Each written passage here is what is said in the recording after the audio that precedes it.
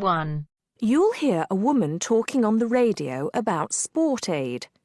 First, you have some time to look at questions 1 to 6.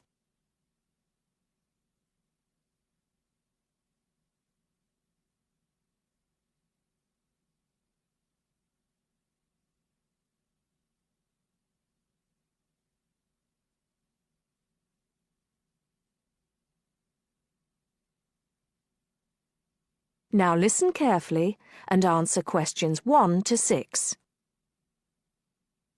Hello, you're listening to Redgate Radio and I'm Alex Dunbar. As you may know, people in the city will be taking part in Sport Aid this weekend. Here's Liz to tell us more about this event and how you can get involved. Thanks, Alex. Well, this is the 4th year of Sport Aid, and it looks like it's going to be bigger and better than ever.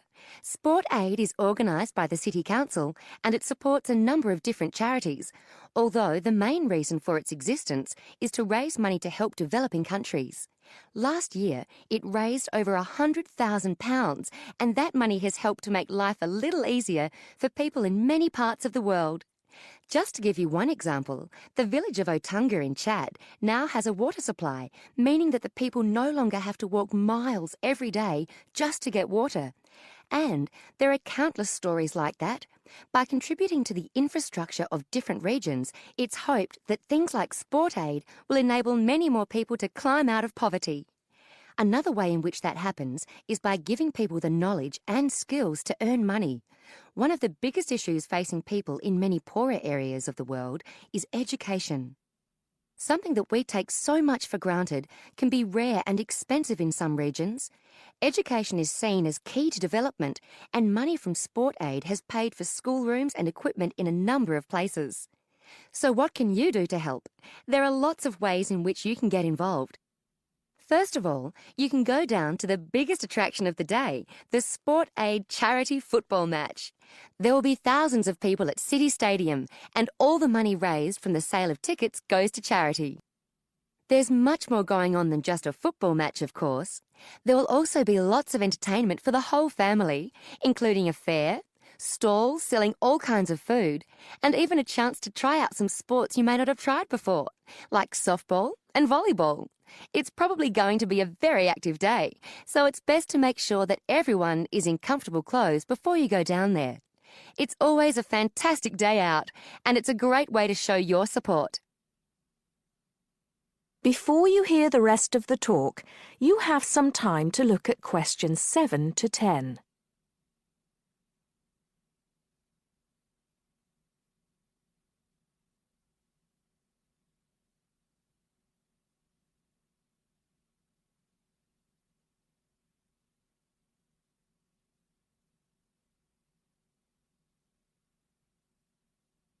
Now listen and answer questions 7 to 10. But you're not restricted to being a spectator. Apart from the main event, there are a large number of smaller events taking place across the city. These range from fun runs around the park to games of cricket, and there's sure to be something happening in your area. Contact details are available for the people putting together each event, and you can get those from the council website. We'll be giving you the address for that at the end of the program. It's still not too late to organise your own event, as lots of people around the city are, although you'll have to get going on it now.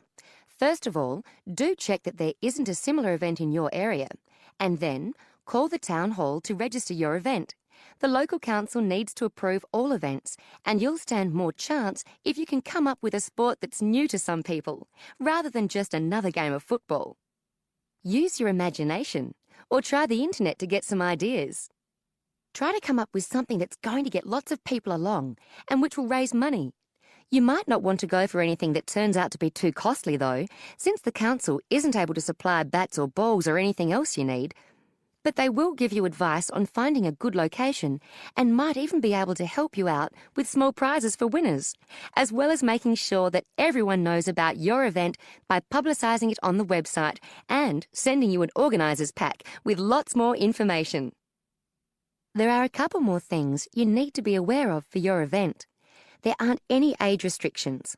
Although, if you're under 18, you'll need to get an adult, such as a parent, to sign the forms for you and to handle any money raised. But you do need to live in the Red Gate area. You should also be prepared for anyone to turn up, since all events are public. That is the end of part 1. You now have half a minute to check your answers.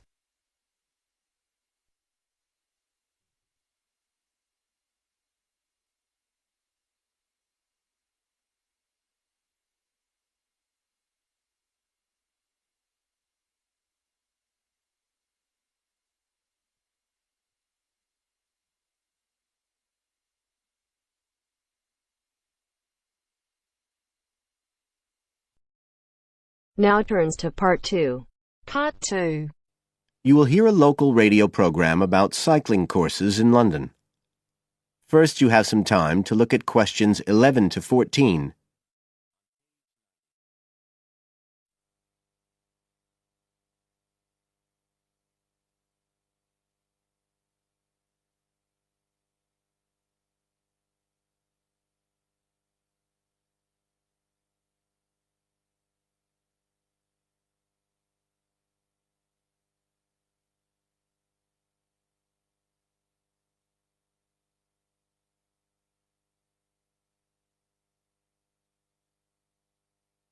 Now listen carefully and answer questions 11 to 14. There's been a great deal of interest lately in encouraging people to use bicycles instead of cars as a means of transport. But not everyone is confident about riding a bike at the best of times, let alone in the middle of a city like London. Jack Hayes is a professional trainer who works for a London-based company, City Cyclist, which provides cycle training for the public. What exactly does City Cyclist do, Jack? Well, our basic purpose is to promote cycling as a sustainable form of transport. We believe the best way to promote cycling is to teach people to use their bikes safely and with confidence. In European countries, people all learned from their parents, and they also learned in school. And when I tell them I teach people to ride bikes, they laugh. They think it's crazy. But here in London, it's completely different. You're approaching the point where a whole generation of people have grown up not being allowed by their parents to cycle because it was considered to be getting too dangerous. And so, in turn, they can't teach their children. We believe in realistic training. So if someone wants to use a bike regularly, say to get to work or school, we aim to train them by teaching them to ride on the actual roads they'll use, so they can develop the basic skills they need and build up their confidence that way.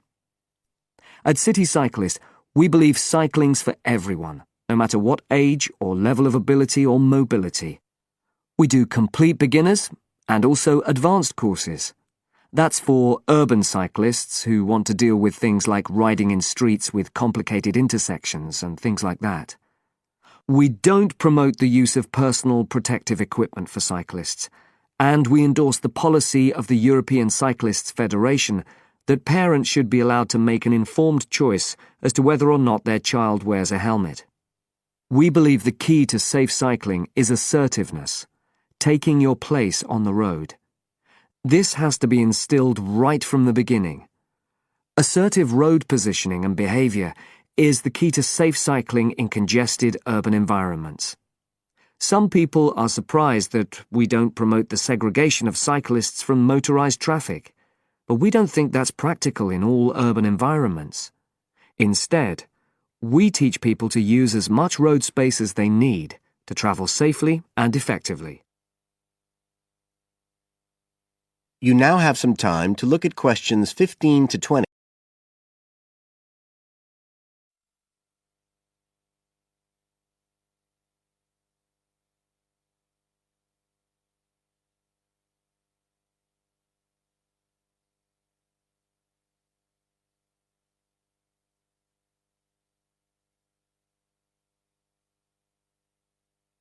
Now listen and answer questions 15 to 20. Now, as well as courses for individuals, City Cyclist provides a number of services for organisations. For example, we can deliver fun, safe cycle training activities at schools, arranging courses so that the disruption of curriculum time is kept to a minimum. As well as this, in order to promote safe cycling, we have provided training courses for employees and staff of local councils.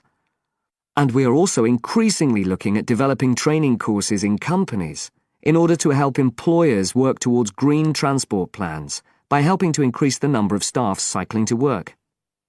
Right, so that's a brief summary of what we do. If any listeners would like to find out more about the organisation, you can have a look at our website. That's City Cyclist. CITI cyclist.co.uk. And in order to book lessons, you can either phone us on 020 7562 4028 or do it online.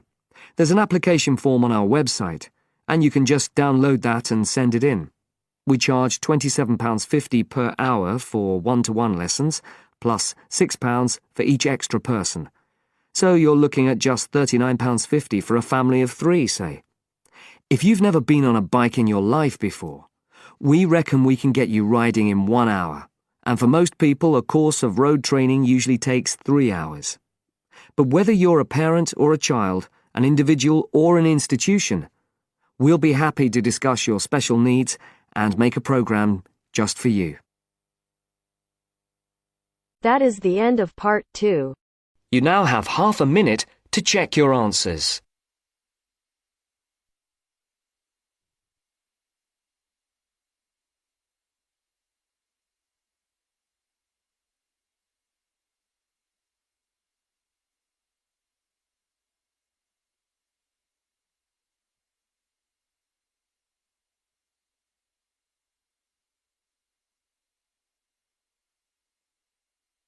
Now turns to part 3. Part 3. We'll hear 2 business studies students, Evelyn and Mark, preparing for a seminar presentation. Before you hear the conversation, you have some time to look at questions 21 to 25.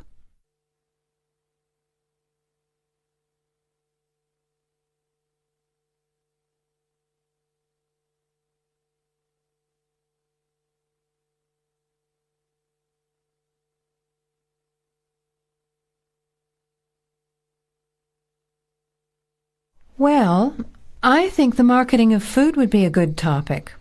I read a very interesting article the other day about the Canadian food market. I suppose everybody's interested in food, even if it's trying not to eat. Why Canada? I know that's where you come from, but isn't it just all North America, really? No, that's why I thought this article was interesting. Although lots of U.S. companies are well established in Canada, and vice versa, there are still subtle differences between the two markets. It says here, the Canadian market is definitely not a northern clone of the U.S. I like that. And it says that if you understand these differences, it can have a big impact on successful food marketing. So I know that Canada has a big French-speaking population in Quebec. Is this what they're referring to? Not only French and English speakers, there are many different ethnic groups in Canada. It's really quite multicultural. For example, Toronto has large Asian and Italian populations, and Vancouver's got a large Asian population too. And because Canada's population is small, these groups make quite an impact, introducing new styles of cooking. So you can see lots of unfamiliar vegetables and things in the markets, and new restaurants are opening every day. It's great if you love trying out new foods, as many people do. Which kinds of food are becoming popular? Well, some Asian food, I'd say, has been popular for quite a while, like Chinese. But now, Southeast Asian restaurants are becoming very fashionable. Then there's Mediterranean, of course, such as Greek, Italian, and so on. But Caribbean and Mexican food is really taking off among young people these days. So are the supermarkets starting to stock the ingredients that are needed to prepare these foods at home?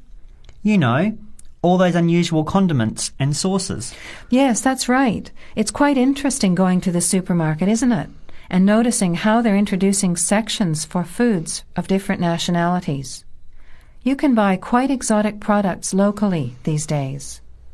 The article mentioned that 80% of the Canadian retail market is controlled by 8 major national supermarket chains, so that when they introduce changes, they can happen quite rapidly. OK. Well, how are we going to organise this seminar then? I made some notes on the trends in the Canadian market, about changing tastes, and also patterns for where food is consumed. I thought maybe we could summarize it into a chart or table, and maybe use the overhead projector to present it. Good idea. Maybe I could have a look for similar trends and tastes in Australia and the UK for comparison. Let's have a look at what you found. Before the conversation continues, you have some time to look at questions 26 to 30.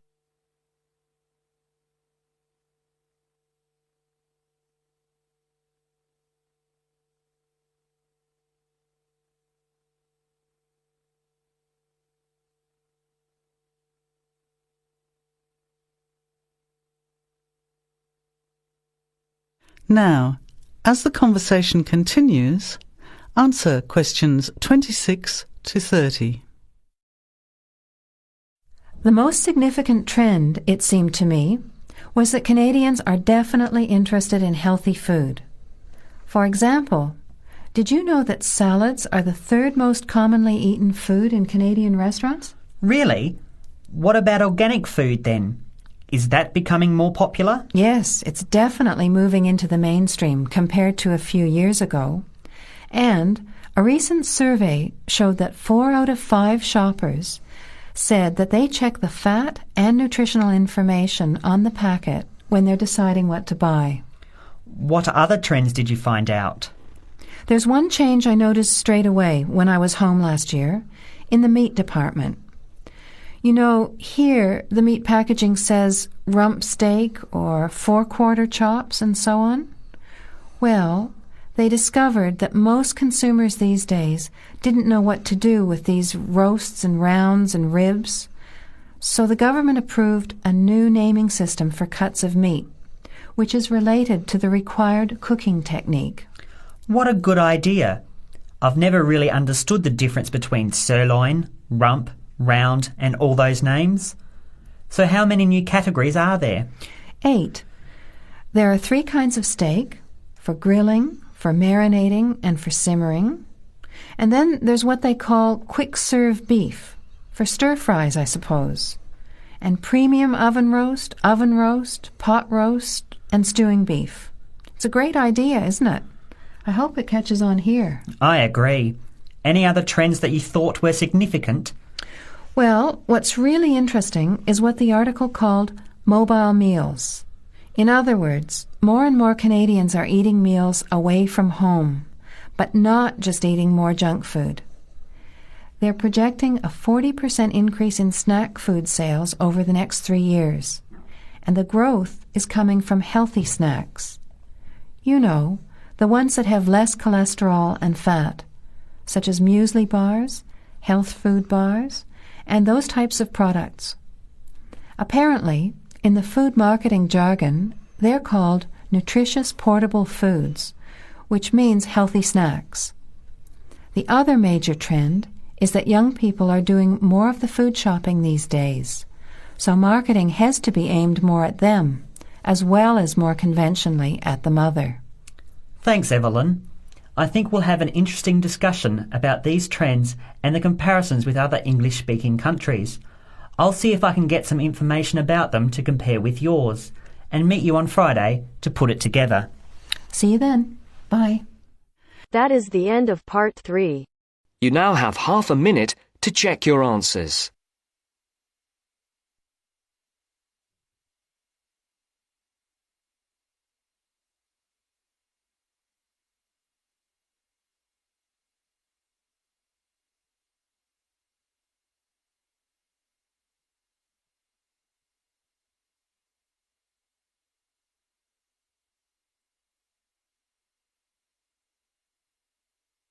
Now turns to Part 4. Part 4. You'll hear a lecturer talking to students about languages.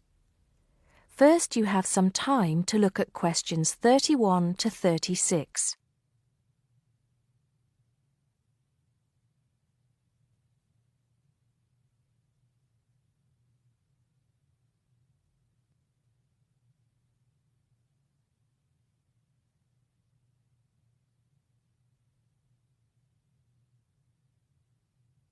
Now listen carefully and answer questions 31 to 36. Good afternoon, everybody. Today, in the first lecture on anthropology, we're going to look at languages and how they are disappearing fast and what effect that's having on people and the world as a whole. We hear so much in the news about the possible extinction of animal and plant species in the world. It's a sad thing that one day certain animals will cease to exist. But how many of you are aware that the world's languages are facing a similar threat? Believe it or not, there are currently more than 6,000 languages spoken in the world today, but experts believe that by the end of this century, this number will be reduced to half. And as each language dies, the culture and specialized knowledge of a community dies with it. The unique knowledge of the environment, local wildlife, plants, animals, and ecosystems, not to mention the cultural traditions of the people themselves, will become lost forever. In essence, each language is not just spoken or written words strung together. Language has the power to hold the entire history of a people. Approximately one language dies every 2 weeks. This is an unprecedented situation. Never before in history has there been this rate of rapid decline. Most human languages are spoken by relatively very few people. Let's put this into perspective. The Ethnologue, the leading authority on the world's languages, has put together a list of every living language known to man. There are over 6,500, of which 6,000 have available population figures. Now, 109 million people speak just 10 of these languages, and they are the major languages of the world. At the opposite end of the scale, there are minority languages which are only spoken by a few people, and that's what this chart is illustrating. The number of languages is represented on the vertical axis, and the total number of languages that make up this group is an astounding 1,619. For each of these smaller language groups, the population range of speakers goes from 1 to 999. Even more incredible is the fact that out of these small languages, over 200 of them have a speaker population ranging from just 1 to 9. Imagine only 9 people speaking your language in the whole world, or even only 1 or 2 people. Now, let's think geographically. In total, there are 516 languages that are nearly extinct, where only a few members of the older generation survive. When they die, the language will die with them, lost forever. The majority of nearly extinct languages come from the Pacific and the Americas, making up 74%, followed by Asia at 15%. Europe has the smallest percentage of languages that are nearly extinct, only 2%. Before you hear the rest of the talk, you have some time to look at questions 37 to 40.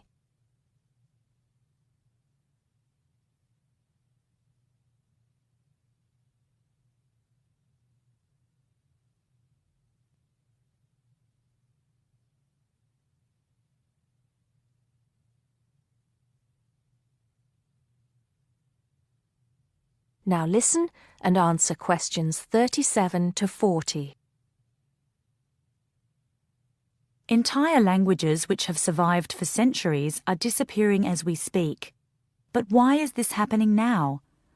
There are several reasons for a language's demise. Globalization has made the world smaller, and technology has made it easier for people separated by vast distances to communicate in a common language, which further ensures the growth in economic status for such communities. Minority languages have given way to the main languages of global communication, like English. On a social level, speakers may feel the minority language to be old-fashioned and behind the times. Maybe even speakers are slightly embarrassed to speak the language of their forefathers, identifying more with an international language that brings with it improved economic status. Now, some do argue that a reduction in the number of world languages is inevitable, and anything to ease communication between nations is a good thing, and granted, there is a point to be made there, but what are the long-term implications of this? Consider this. Language, in both spoken and written form, is the vehicle for oral traditions to be passed down through generations. When a language becomes extinct, this link is broken and these oral traditions are lost. This has enormous implications for the identity of a community. We can't stop the changes that are happening in the world, but we can try to keep languages alive through language maintenance programs and by documenting languages before they disappear, so they can be studied and maybe even resurrected in the future. It's also important to remember that many people who speak threatened languages can neither read nor write. Helping them become literate goes a long way towards protecting the language. Preserving a language is not easy, but there have been exceptional cases where languages have been brought back to life. In Ireland, Irish Gaelic, once a dying language, through national determination is now spoken by 13% of the country's population. We'll go into what happened there in more detail in my second lecture.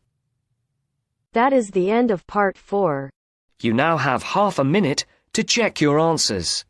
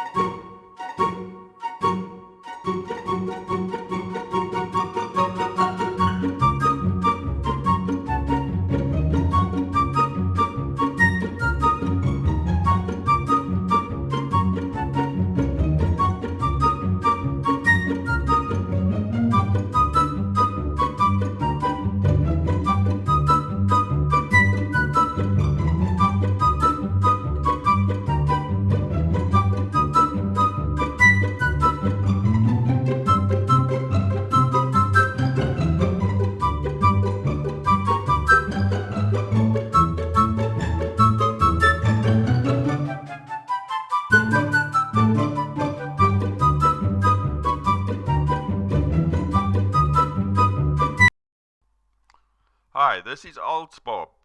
I would very much appreciate it if you could like, subscribe and share this video, as this will enable me to help more IELTS students reach their IELTS goals. Very much appreciated. Thank you.